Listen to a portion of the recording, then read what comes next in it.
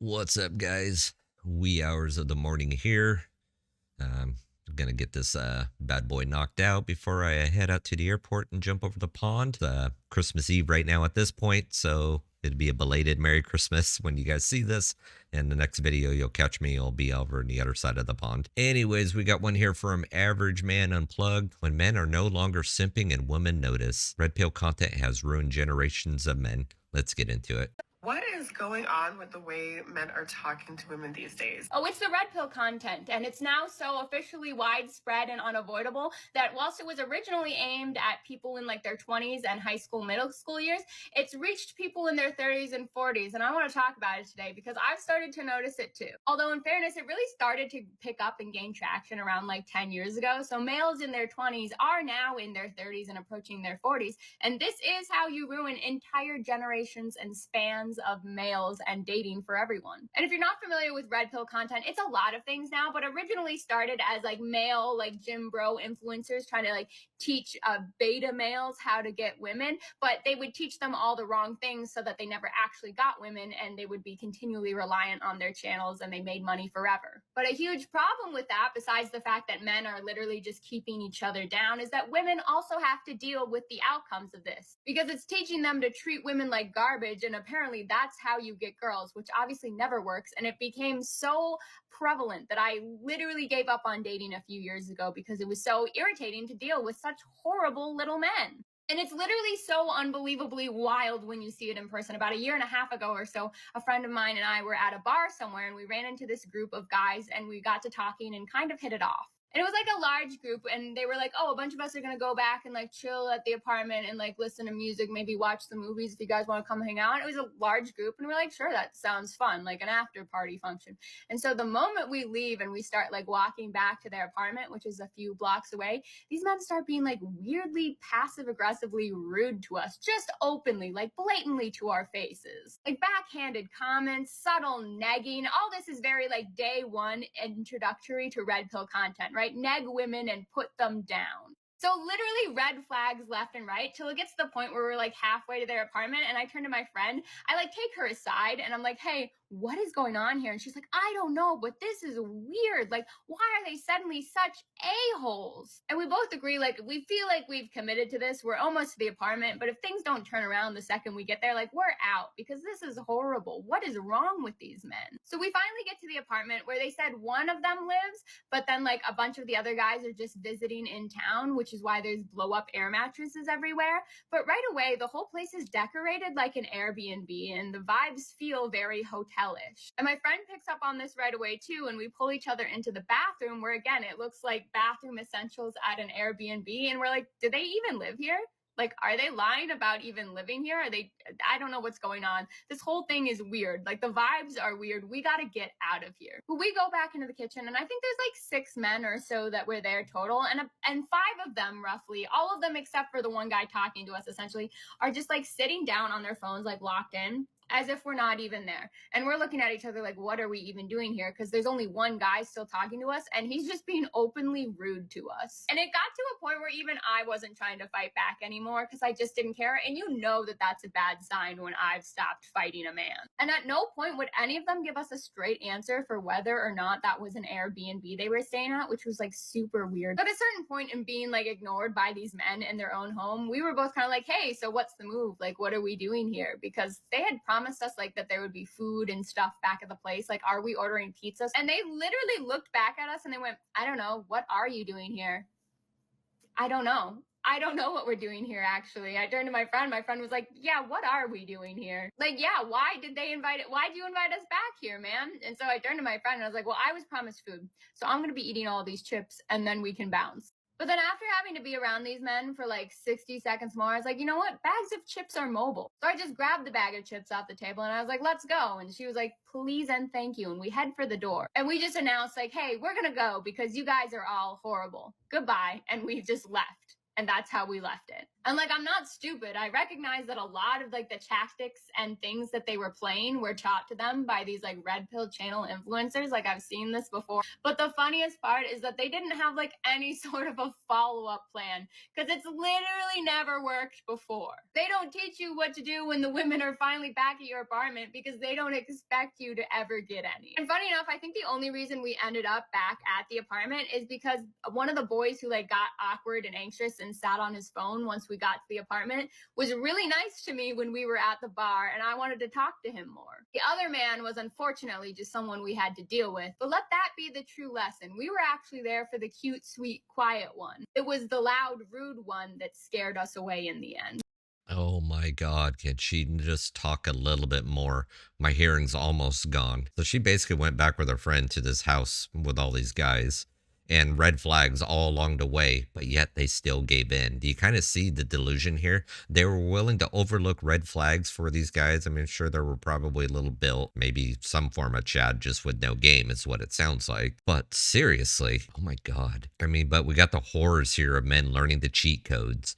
I mean, if you break that down, he had a group of guys that were inspired by RP 101. So they invite these two girls to their makeshift Airbnb frat house. They nag, they act dismissive, and they fumble harder than a quarterback with butterfingers. I mean, again, no game. I mean, here's a newsflash. The RP playbook isn't about making women miserable. It's about fixing yourself. They didn't get the memo about being functional human. So now the girls are blaming RP content for this. That's like blaming the gym for a guy failing to lift. I mean, stop romanticizing the sweet guy who sat on his phone too. He's a bystander in this train wreck. What?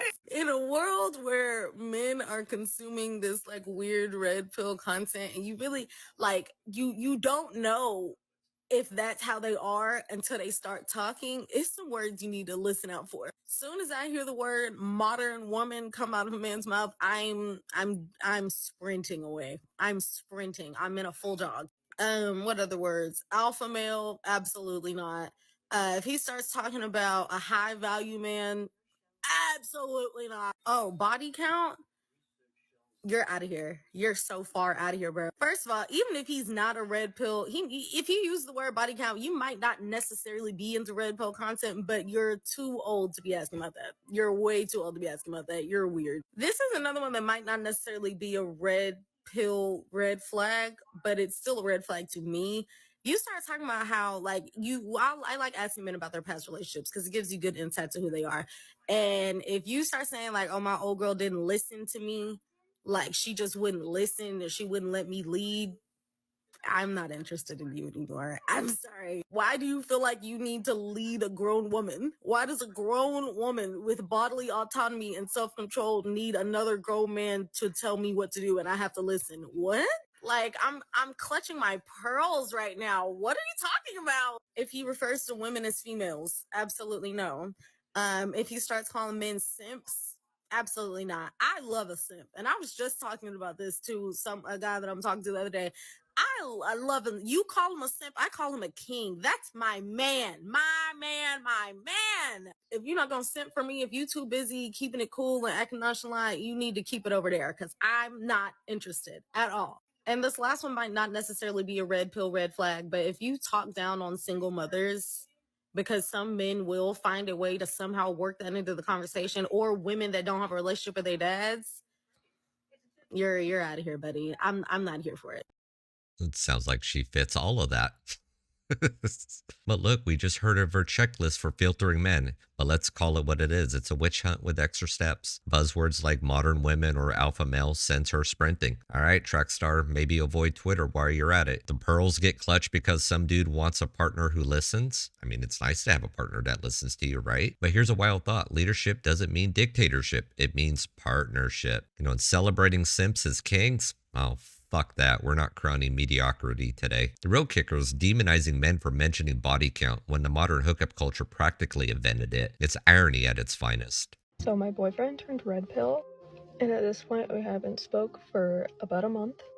And I can't cope with the fact that someone who I saw is so compassionate and thoughtful and intelligent, so caring and open-minded, just completely did a 180.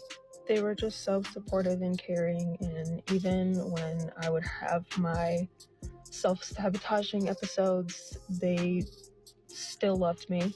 They really felt like a blessing. And it would get so bad because it really just pried at my insecurities, especially when talking about like women whose dads left.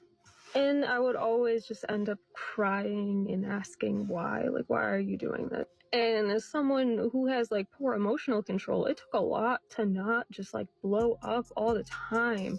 She said she had poor emotional control. She had self-sabotaging episodes. To me, it kind of just sounds like the dude probably had enough. And this is what you're going to notice. You're going to notice everybody's boogeyman nowadays, especially women, is going to be the RP. So your boyfriend flipped to the RP side, and now you're spiraling because he's thinking critically? I mean, let's decode that. Maybe he got tired of carrying the emotional baggage you called self-sabotaging episodes. RP doesn't turn men into emotionless robots. It teaches them to stop tolerating nonsense. If you're crying because he's prioritized himself, that's not his 180. It's your need for control losing steam. I mean, look, compassion doesn't equal self-sacrifice. Where are all the women who lost their male partners to red pill content? Front and center, please. Oh my God, story time, because this was literally me. So me and my current boyfriend, because yes, we are still together, but let me tell the story. We got together 4 years ago. And when we first got, y'all know I struggle to talk, right? Well, when me and I struggle real bad. When me and my boyfriend first got together 4 years ago, he was a totally different guy, even than like the guy he is today. He had just gone through some stuff. He was working on himself. And honestly, like, he was an easy guy to fall for. Like, successful, had his own house, you know, the works. But like, slowly over the course of the time we were together, I noticed like this change in his behavior. And he slowly kind of started to devolve. Like, he wasn't treating me the same way. We didn't talk as much. And I honestly didn't enjoy being around him. Like, I didn't like him.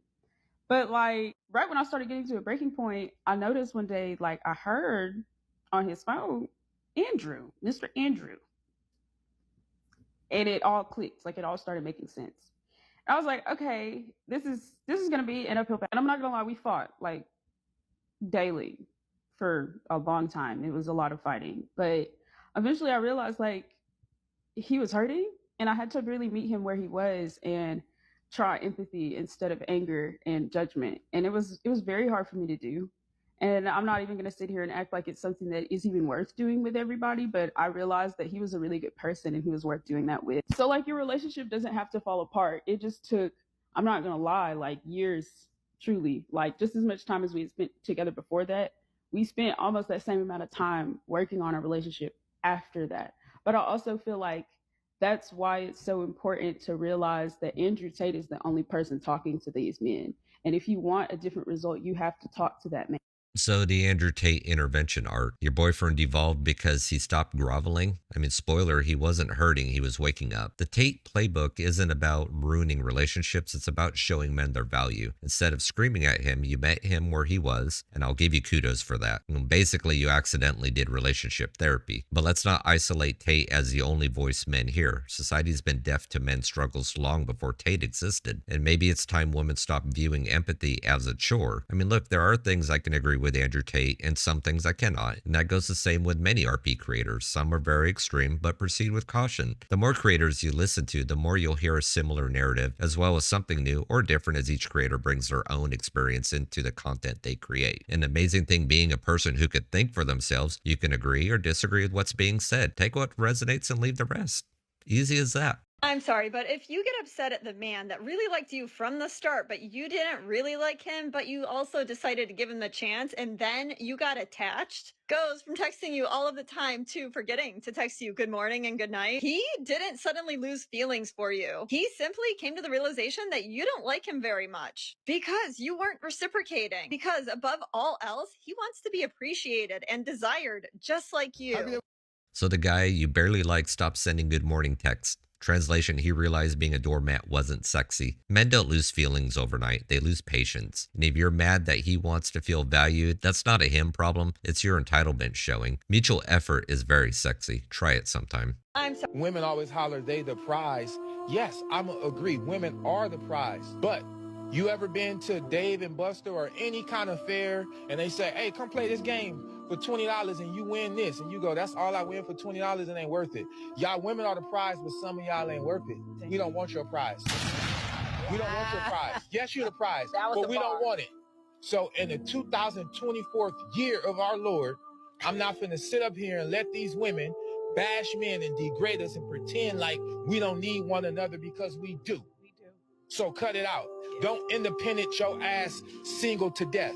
So women are the prize. Well, if life's a carnival, then some of you are off the brand stuffed animals nobody plays for. I mean, here's the truth bomb. Independence is fine, but Miss I don't need no man ends up marrying her cat. Men and women do need each other. It's biology, not patriarchy. So cut the nonsense about being prized when you treat relationships like clearance sales. Most women would have never heard this, but I'm going to tell you a secret about the male species. A large portion of men go through a small period of resenting women. Here's why. One, he's grown up being told that girls are sugar, spice, and everything nice. They are angels that can do no wrong. And two, that he will be loved and chosen purely for who he is. And then the boy gets into the real world and then he learns, one, women are human beings with great qualities and their flaws. Some women are amazing and some are manipulative and narcissistic. And two, a woman can like you for who you are, but she will not choose you for who you are. There is tangible value you have to bring as a man for her to choose you. And so this dose of reality completely shatters a young man's frame in what he believed a woman is. And so many men spend the early years of their adulthood